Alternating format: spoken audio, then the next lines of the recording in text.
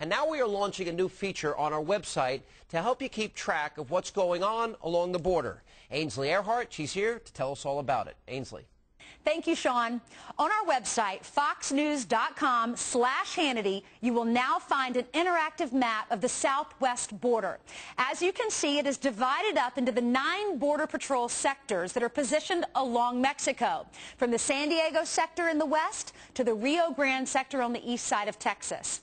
There are buttons that turn on certain features for you. For example, if you want to see what portions of the border currently have fencing and at what spots the border fences have been proposed, all you have to do is click on those buttons.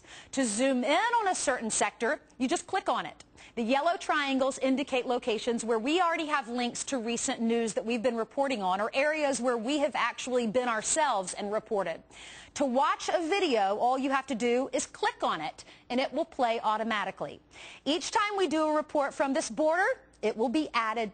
And to watch a different video, just click on it. It's pretty easy. The interactive map will be constantly updated as events unfold in Mexico and along the border. And if you think there's something that should be added to this map, you can just let us know. All you have to do is visit the Great American Blog. So go check it out. Go to foxnews.com/Hannity and look for this border map.